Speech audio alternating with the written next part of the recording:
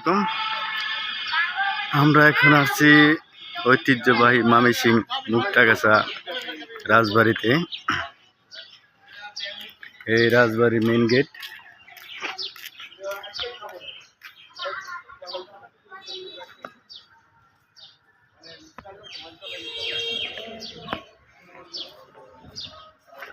এই মুক্তাগাছা জমিদার বাড়ির সাইনবোর্ড।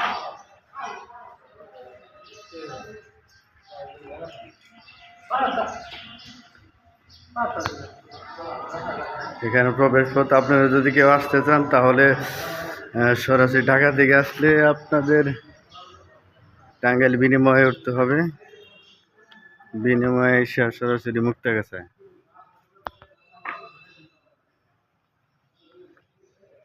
মুক্তাগাছা রাজবাড়ি, এই রাজা ছিল 16 আনা রাজা।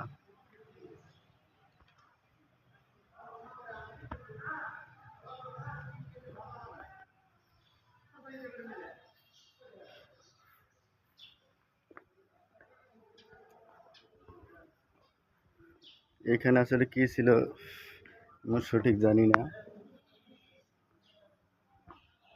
তো কক্ষগুলা ভিতরে কি আছে আপনাদেরকে দেখানোর চেষ্টা করব।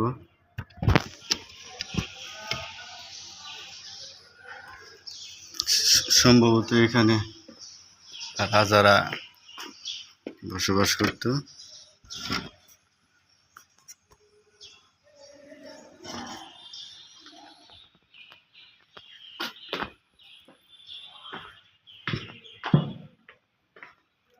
রাজবাড়িটা বিশাল বড় রাজবাড়ি।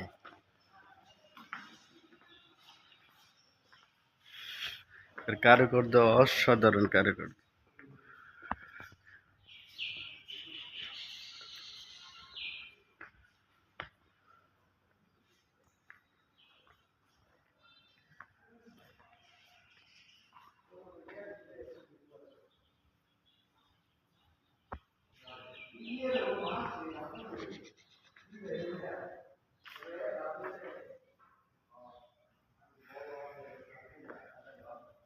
এখানে আপনাদের নিরাপত্তা রক্ষাকারী বাহিনী আছে, আনসার।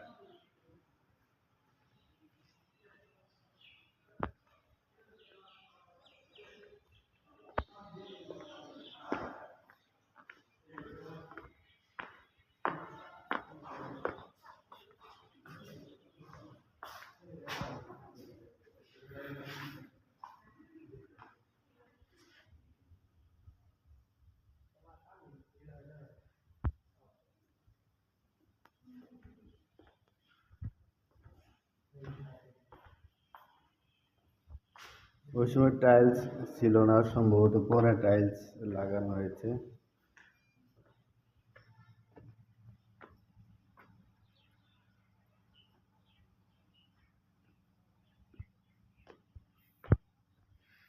এটাও একটা কক্ষ। সম্ভবত এখানে কোনো রাজা বসবাস করত। এখানে কুপি ছিল।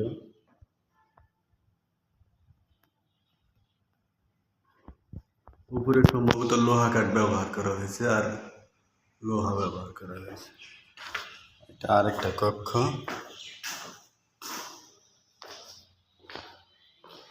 একদম ছমছমে। এটা গোপন কক্ষ।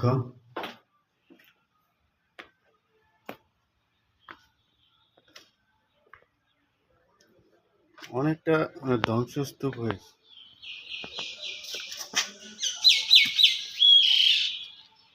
আসলে প্রত্যেকটা রাজবাড়ি যদি সরকার চিন্তা করে যে এইটা আবার নতুন করে সংস্কার করে পর্যটনের জন্য উন্মুক্ত করে দিবে, তাহলে সরকারের অনেকটা লাভ হবে। টিকিট সিস্টেম করে দিলে অনেকটা লাভ হবে। এটা যদি আবার নতুন করে কারণ, এটা সম্ভবত জেলখানা ছিল, আপনারা দেখতে পাচ্ছেন যে সম্ভবত জেলখানা ছিল, রাজার জেলখানার কক্ষ।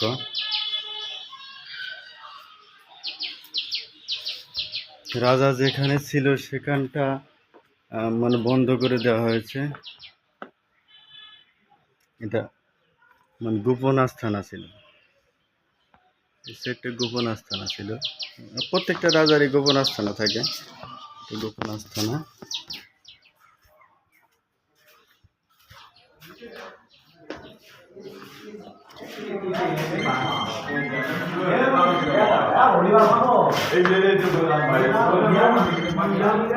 তারপরেও এখানে যেটুকুন আছে মোটামুটি ভালোই আছে।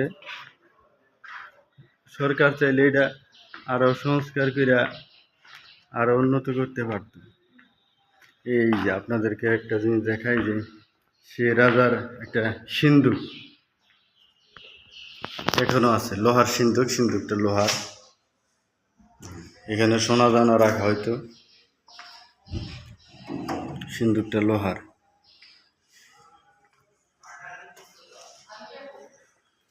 আমি একটা জিনিসই দেখলাম, লোহার একটা সিন্দুক।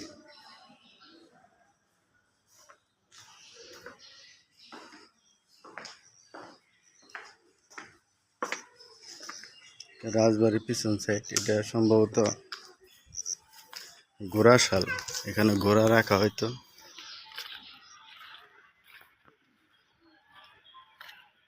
ও সরি, এখানে টয়লেট, এখানে টয়লেট ছিল।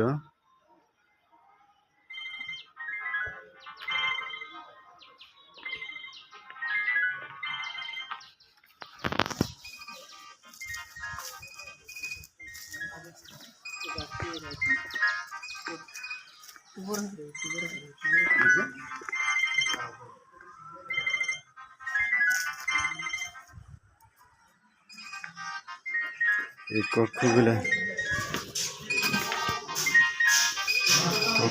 কি ছিল জানি না, সিঁড়ি দিয়ে উপরে ওঠার চেষ্টা করবো, আসলে উপরে কি আছে। ভয় ভয় কাজ করে একটা। আস্তে আস্তে দোতলা উঠলাম ছাদে।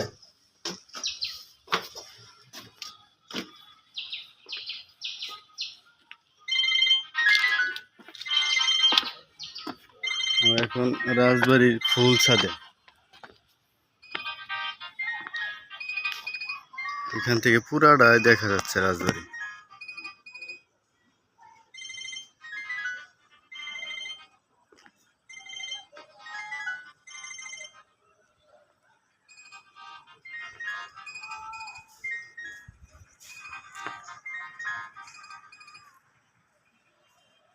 রাজবাড়িটা অনেক বড়, অন্য অন্য রাজবাড়ির থেকে রাজবাড়িটা অনেক বড়। এই জন্যই বড় যে রাজবাড়ির রাজা যিনি ছিলেন, তার এককালীন যে কোনো কারণে রাজবাড়িটা আপনাদের নিলামে ওঠে। নিলামে ওঠার পরে নবাব সিরাজউদ্দৌলার খাস লোক এই রাজবাড়িটা কিনে নেয় 1818 সালে সম্ভবত। তারপরে তিনি শাসন করে। ওই যে ওখানে দেখছেন সম্ভবত ওটা কূপ ছিল।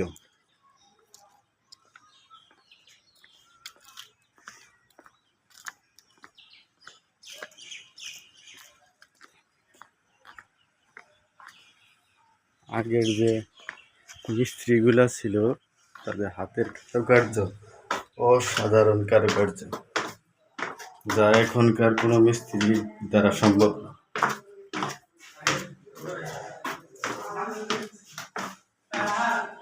আমি এট ফার্স্ট প্রথম আসলাম এই রাজবাড়ি।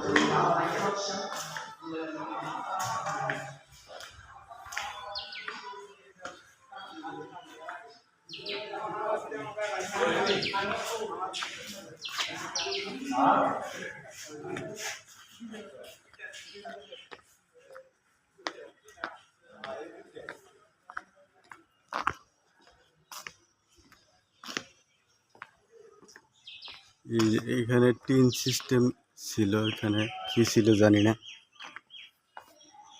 এটা সম্ভবত কূপ ছিল, কূপটা বন্ধ হয়ে গেছে। এখান থেকে পানি উঠে খাইতো।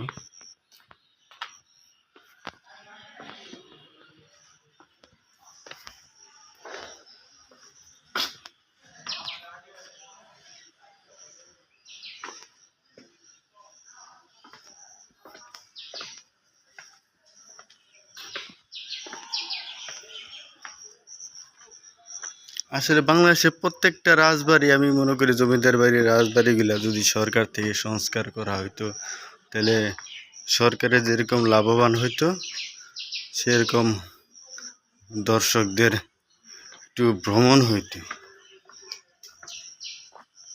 এই গাছটা দেখছেন প্রায় 250 বছর, এই গাছটার বয়স এখনো ঠিক আছে, সম্ভবত আম গাছ।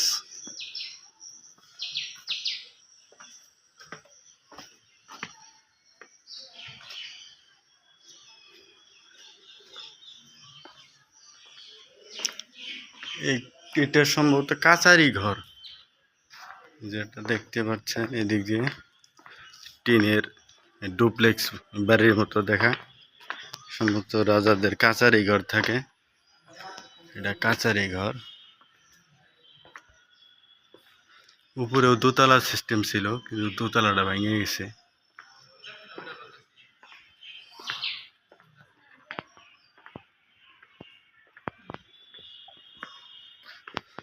এদিকটা ম্যাক্সিমামই ভাঙা ভাঙা, কিন্তু সামনের ওই ফটকটা অনেক সুন্দর আছে। এটা একটা কক্ষ, অসাধারণ কারুকার্য। কতটা শৌখিন ছিল।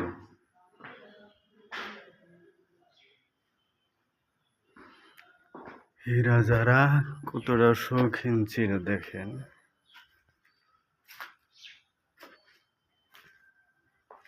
এখানে সম্ভবত সন্ধ্যার পরে কেউ আসতে পারে না, কারণ ভয়ঙ্কর একটা জায়গা। দিনের বেলায় কেমন গাছ ছমছম করে।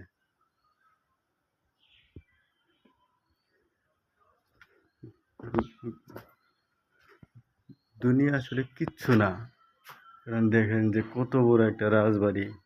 রাজা বাড়ি আছে কিন্তু রাজা নাই, তার রাজত্ব নাই।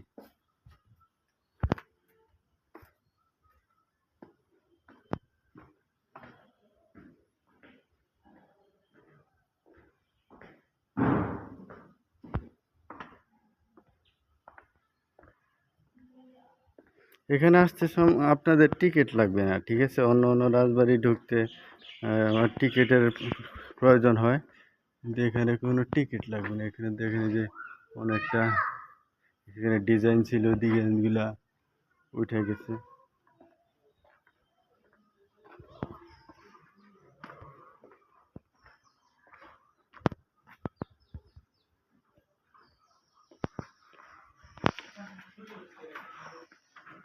এই আম গাছটার বয়স প্রায় 250 বছর। তো ভালো থাকেন, সুস্থ থাকেন, আলহামদুলিল্লাহ।